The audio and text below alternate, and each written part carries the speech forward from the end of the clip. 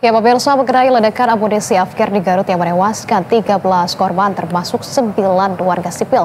Kita akan membahasnya bersama dengan pengamat militer Unpad. Sudah ada Prof. Muradi dan juga anggota Komisi 1 DPR fraksi PKB. Sudah ada Pak Soleh. Selamat malam Bapak-Bapak sekalian. Malam Mbak, Assalamualaikum wabarakatuh. Baik, terima kasih sebelumnya sudah. Malam.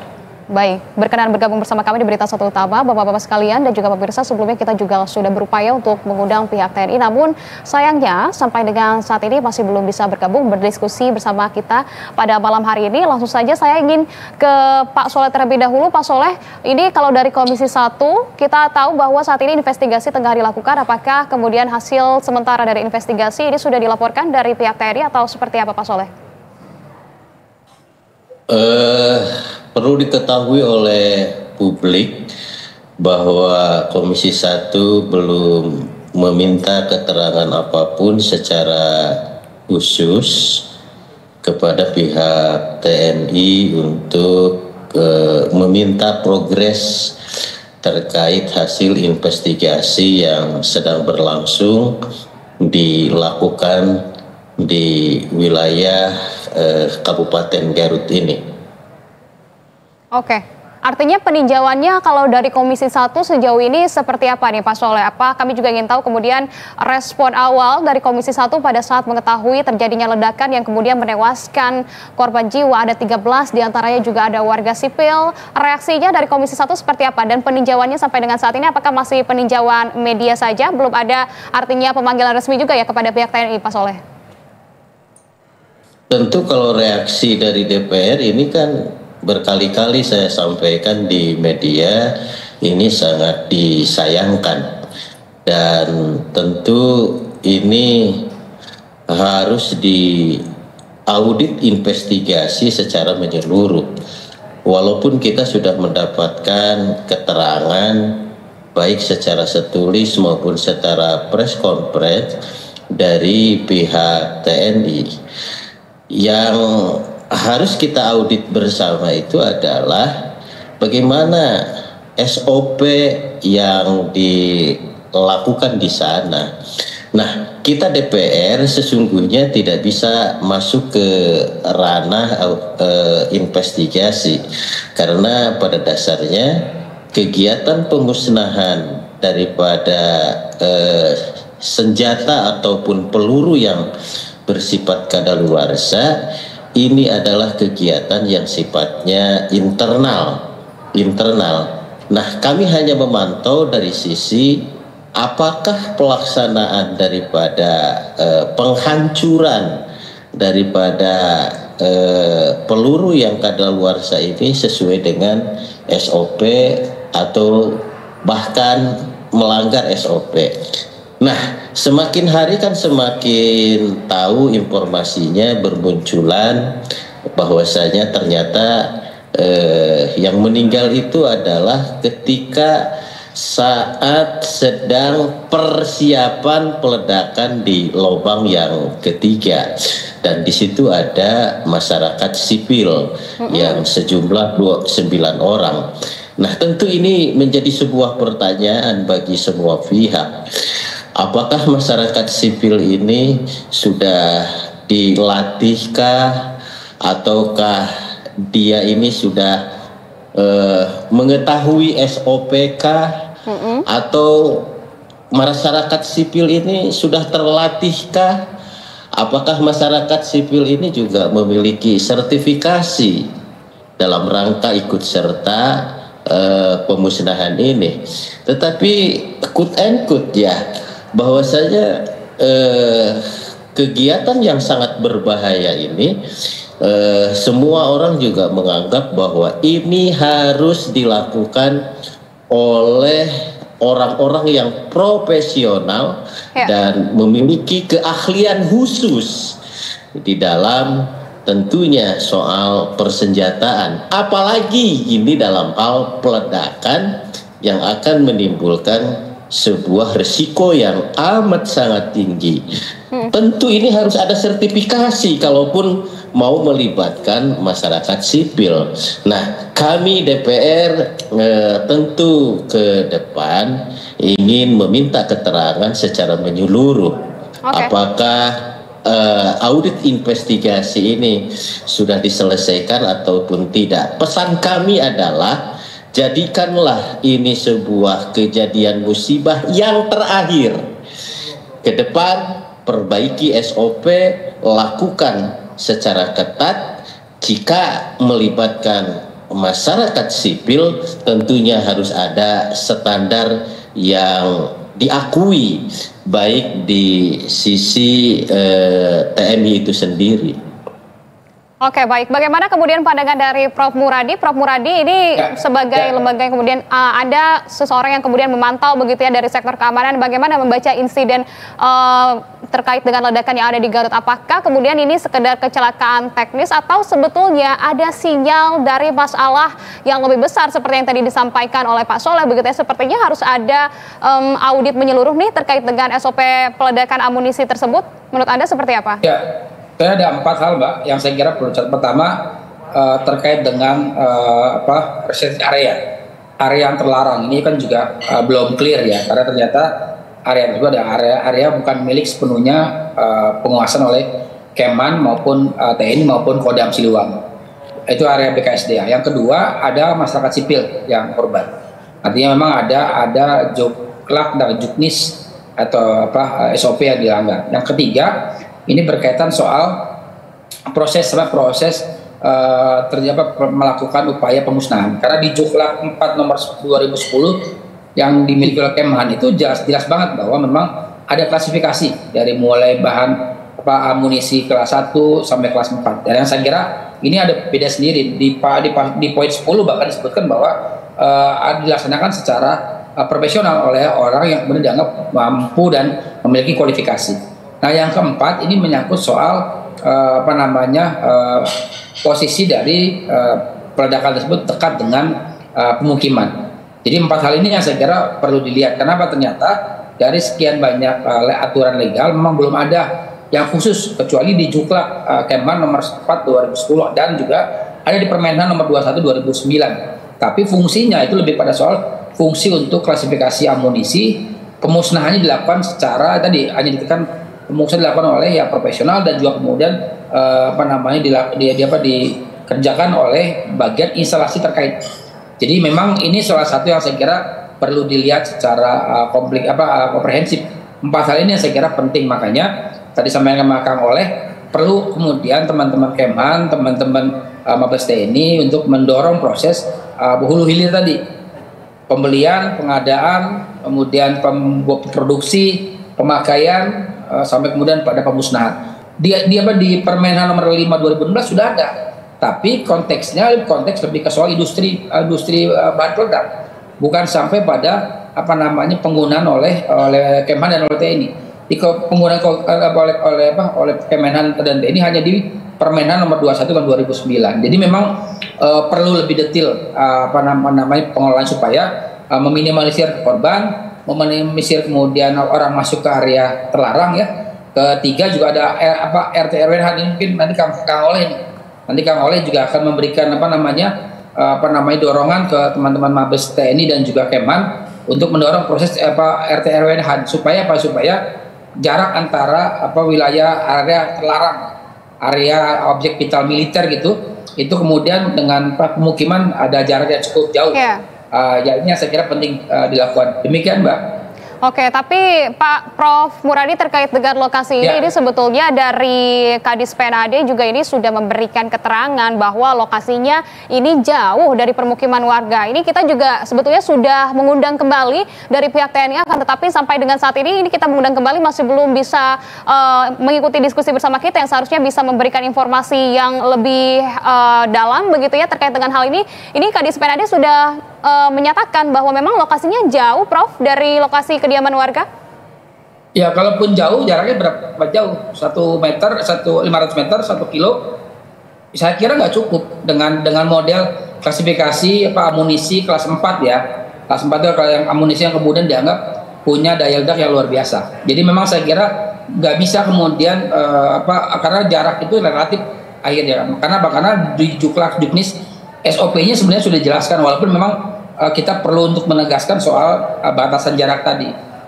Kalau Mbak pernah ke sana, memang itu kan apa namanya lalu lalang karena jarak itu menjadi tidak konsisten, tidak tegas. Karena apa? Karena wilayah itu tidak dikuasai atau dikelola oleh teman-teman Kemhan maupun Mabes TNI. Kalau itu dikelola oleh teman-teman Mabes TNI dan Kemhan, saya kira apa yang disampaikan sama teman-teman di TNI itu akan menjadi memungkinkan menjadi tidak relatif karena ada batasan tadi. Nah sekarang wilayah tersebut milik BKSDA. Apakah bentuknya misalnya sewa kah, bentuknya simpan pinjam pakai kah, atau seperti apa dengan teman-teman BKSDA? Karena kalau bicara BKSDA ada efek yang lain yang kelima nih, Mbak Kang Oleh ya, efek kerusakan lingkungan.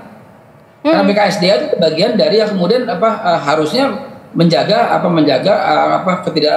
kelestarian alam. Nah yang kalau mau dihitung panjang lebar, makanya saya bilang sudah debat ini bukan debat, diskusi ini itu diarahkan ada kepada Kang Oleh Komisi 1 dorong supaya kemudian ada aturan yang cukup clear untuk memposisikan bukan cuma tempat pemusnahan tapi juga misalnya gudang senjata, pembuatan senjata dan sebagainya jauh dari pemukiman. Karena itu di aturan internasional sudah diatur bahwa dia tidak boleh kurang dari 30 kilo misalnya dari pemukiman terakhir. Jadi maksud saya, walaupun nanti itu dilakukan, maka itu bisa kemudian diskusi dengan Pemda dan atau Kementerian Dalam Negeri untuk memastikan RT RW-han tadi gitu, Mbak. Yeah. Oke. Nah, baik Prof, tapi jadi harusnya idealnya dari jaraknya ini sebetulnya berapa Prof? Sebelum saya nanti ke Bang Soleh lagi ya. Ya, kalau misalnya normal, misalnya militer dengan produksi penyimpanan senjata dan sebagainya 30 sampai 50 km dari pemukiman terakhir. Itu yang ideal ya. Nah kalau kita nanti lihat misalnya karena misalnya Indonesia tidak terlalu memiliki misalnya daya ledak luar biasa, amunisinya misalnya mungkin kita bisa reduce misalnya 5 sampai 10 kilo. Karena dengan begitu kita bisa mendorong mengurangi kebisingan, mengurangi kemudian korban dan sebagainya kalau terjadi misalnya yang seperti yang dilakukan seperti yang terjadi di Garut tersebut gitu Mbak. Oke, baik. Nah, Bang Soleh, mohon untuk tanggapannya. Ini kita sudah membahas terkait dengan lokasi, kemudian juga adanya warga sipil yang ada di lokasi juga. Begitu, ini fakta yang cukup mengejutkan juga bagi publik, yang kemudian warga sipil dilibatkan dalam aktivitas pasca pemusnahan amunisi tersebut, begitu ya, dan bahkan diberikan upah Rp150.000. Tapi sebelumnya sudah ada keterangan bahwa warga sipil di sana memang dibilang ini adalah untuk mengambil sisa-sisa saja, dan itu merupakan inisiatif mereka. Dan belakangan kita baru tahu ternyata mereka seperti di tayangan video sebelumnya adalah dibayar Rp150.000. Menurut Anda apakah kemudian ini ada kelalaian dari pihak TNI, Bang Soleh? Secara kasat mata tentu seluruh warga Indonesia memandang ini ada kelalaian ya. Nah, lagi-lagi saya sampaikan bahwa mari kita jadikan musibah di Garut ini adalah musibah yang terakhir. Hasil audit investigasi secara menyeluruh mudah kita rumuskan atau pihak TNI rumuskan, kemudian DPR juga memberikan masukan seperti apa yang tadi disampaikan oleh Prof. Muladi dalam rangka menyempurnakan SOP yang lebih safe bagi pelaksana, safe juga bagi lingkungan, bagi warga. Nah, terkait tadi ada yang dibayarkah, seolah-olah menjadi buruh hariankah. Nah ini besok, ini akan menjadi bagian daripada SOP yang harus diikutsertakan. Jikalau misalkan ada warga sipil yang mau ikut, tentu ini harus ada sertifikasi secara khusus. Bagaimana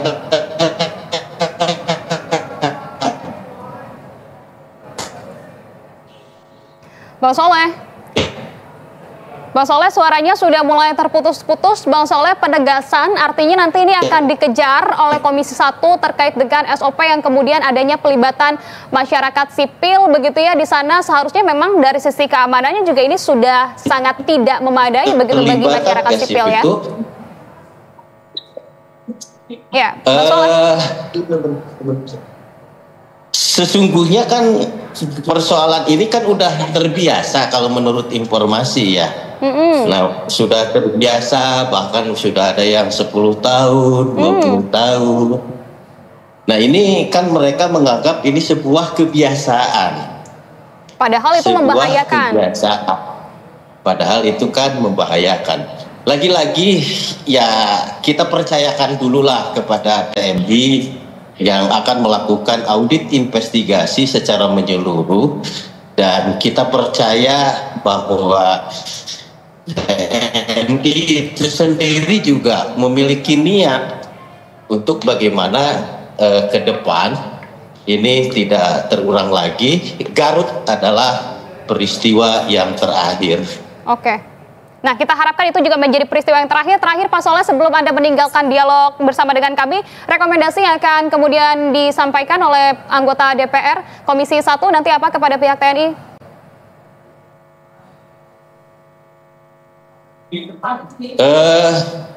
Tentu yang pertama saya berulang-ulang bahwa pemerintah melalui TNI maupun pemerintah daerah harus betul-betul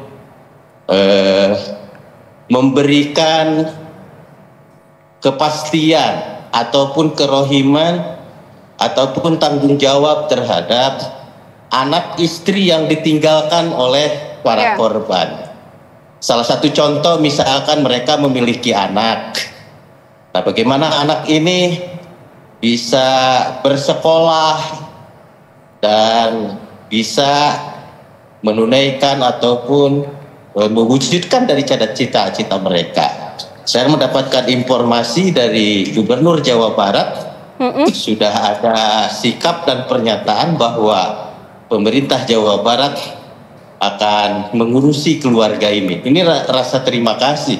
Dan mudah-mudahan ini menjadi real gitu, menjadi real.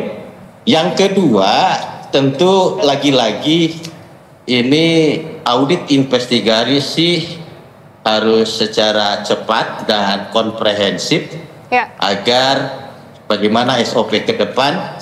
SOP bukan saja soal jarak, bukan soal siapa yang ikut, tetapi ini juga harus betul-betul ketat daripada peluru-peluru yang akan dimusnahkan ini harus benar-benar diaudit dulu. Harus diaudit dulu gitu. Ya kita juga nggak tahu. Nah, yang jelas bahwasanya sekali lagi SOP ke depan harus SOP yang betul-betul safe bagi pelaksana, safe bagi lingkungan, safe juga bagi warga. Oke, Bang Soleh, kami titipkan sangat terkait dengan hal ini, SOP audit terkait dengan SOP pemusnahan amunisi tersebut, peledakan pemusnahan amunisi tersebut, dan juga terkait dengan tanggung jawab terhadap korban begitu, Bang Soleh. Terima kasih banyak atas waktunya. Selamat melanjutkan kegiatannya. Baik. Selamat malam buat semuanya. Baik, selamat malam. Kami masih akan melanjutkan bersama dengan Prof. Muradi, tetapi sebelum kita melanjutkan dialognya, Prof. Muradi, kita akan lihat terlebih dahulu di mana yang terkait dengan ledakan amunisi di Garut, Jawa Barat ini menambah panjang daftar insiden serupa yang terjadi di Indonesia, Prof. Sejak tahun 2019 saja ditambah insiden di Garut, setidaknya sudah ada dan sudah terjadi 4 tragedi ledakan amunisi di Indonesia. Dan kita lihat bersama pemirsa, inilah dia datanya pada tanggal 14 September 2019, ledakan di gudang senjata markas Brimob Semarang, Jawa Tengah. Kemudian juga ada di sini mengakibatkan terdampak adalah rumah warga yang rusak, namun meskipun tidak ada korban jiwa begitu. Kemudian pada tanggal 30 Maret 2024 ada juga ledakan amunisi kedaluarsa di Bogor, Jawa Barat. Dampaknya terhadap puluhan rumah banyak yang rusak, tidak ada korban jiwa. Kemudian dilanjutkan pada 2025 pemirsa, di 5 Mei, ledakan truk TNI bermuatan amunisi di Tol Gempol, Pandaan, Pasuruan, Jawa Timur, dengan korban adalah 1 prajurit TNI yang gugur dan juga 1 orang yang luka berat. Dan terakhir, yang keempat adalah pada 12 Mei 2025 ini, ledakan pemusnahan amunisi kedaluarsa di Garut, Jawa Barat. Ada 4 prajurit TNI yang gugur, 9 warga yang tewas, 4 orang luka-luka pemirsa. Nah, Prof. Muradi, kalau kita melihat dari data yang sudah kami sajikan, kita melihat ada 4 kejadian tragedi serupa terkait dengan ledakan amunisi kedaluarsa ini. Ini bukan kejadian pertama kalinya, Prof. Muradi. Artinya apa yang salah di sini? Apa yang seharusnya diperbaiki, Prof? Ya, tadi yang disampaikan Kang Oleh tadi ya, bahwa ini jadi kebiasaan. Kebiasaan itu kemudian membuat gini, kalau secara teori keamanan, begitu kebiasaan berulang-ulang, maka dia ada dua resikonya, Mbak. Resiko pertama, dia akan longgar. Longgar tuh banyak, misalnya longgar SOP, longgar juknis, dan sebagainya. Yang kedua adalah adanya kecelakaan. Nah, kalau ini dua terjadi, ya saya kira memang pada akhirnya impitannya ada dua ini. Satu karena longgar, makanya kemudian banyak warga keluar masuk, kemudian banyak pola SOP, juknisnya tidak sesuai dengan prosedur yang biasa dilakukan, dan akhirnya kemudian terjadi kecelakaan. Walaupun memang dalam konteks misalnya disposal weapon ini atau amunisi ini adalah memang cenderung kemudian unpredictable. Jadi memang kita nggak bisa ngatur. Kalau misalnya dia masih dalam tenggang waktu yang normatif, ya maka kita bisa kendalikan dalam banyak hal ya. Tapi kalau kemudian sudah expire, maka dia bisa kapanpun meledak. Termasuk misalnya soal ada durasi pendinginan ya. Ini kan saya kira juga dari kasus yang kemudian muncul kemarin ada keberulangan, kalau saya sebut keberulangan, ketika misalnya ledakan di sumur pertama, sumur ketiga itu tidak ada jeda yang saya kira normalnya misalnya bisa 3 hari sampai 7 hari ya, untuk kemudian betul-betul dingin, betul-betul kemudian tidak lagi ada efek kejut atau ledakan yang memang memungkinkan itu terjadi kecelakaan. Itu ada sebenarnya di setiap negara punya juklat judicial seperti itu. Kita sebenarnya juga punya, cuman seringkali memang karena terbiasa normatif, terbiasa kemudian akhirnya jadi kelonggaran dan terjadi kecelakaan. Jadi kalau saya memang melihat bahwa ini bukan berdiri sendiri, ini perlu kemudian penataan yang jauh lebih komprehensif, jauh lebih komplit ya dari hulu hilir tadi. Kalau misalnya gini, saya ambil contoh di Permenhan itu dari mulai pengguna senjata untuk non Kemhan non TNI, non Kemhan dan non TNI ya, kemudian juga bersenjata untuk TNI dan Kemhan, kemudian bahan peledak kemudian juga ada bahan peledak khusus misalnya untuk Kemhan dan TNI, dan TNI dan Kemhan itu juga diatur. Nah, yang belum diatur sebenarnya adalah bagaimana kemudian proses pemusnahannya di beberapa permanehan 3 Permenhan ini hanya disebutnya adalah pemusnahan. Nah, proses pemusnahan hanya memang perlu ada juknis ataupun SOP yang jauh lebih detail, misalnya soal disebutnya misalnya di poin 10 ya, dilakukan oleh instalasi amunisi dan tim pemusnahan yang diterjunkan yang memiliki kualifikasi. Nah, memiliki kualifikasi ini kemudian belum clear. Apakah memang dia bisa kemudian dari sipil? Nah, kalau di Permenhan sebelumnya atau di Perpol, ada di Perpol juga soal bahan peledak dan senjata api, itu disebutkan bahwa sipil memungkinkan terlibat kalau dia punya kualifikasi. Katakanlah saya membayangkan ini adalah teman-teman di BUMN yang berhubungan dengan itu, bisa PT Dahana, bisa PT Pindad dan sebagainya gitu, Mbak. Oke, baik. Artinya penekanan Prof. Muradi, kalau kita lihat dari yang seperti Anda tadi sebutkan, ini artinya benar terdapat unsur kelalaian dalam insiden ini begitu ya dari pihak TNI? Harus diakui itu semua? Ya, menduga ya. Mudah-mudahan kan yang baru menduga, karena dari polanya kan dibaca ya. Nah, teman-teman ini kita akan lihat sebenarnya hasil investigasi seperti apa. Kalau melihat polanya misalnya penggalian lubang misalnya bukan oleh Zeni misalnya, kan teman-teman punya Zeni, punya alat ya. Kemudian misalnya kedua pembersihan setelah peledakan itu juga kemudian ternyata ada warga sipil misalnya, bukan misalnya oleh teman-teman personel TNI yang lain seperti itu, Mbak. Karena jumlah ini diatur seperti itu, harusnya memang internal TNI melakukan itu, dan memang meminimalisir pemanfaatan sumber daya yang bukan dari TNI sendiri.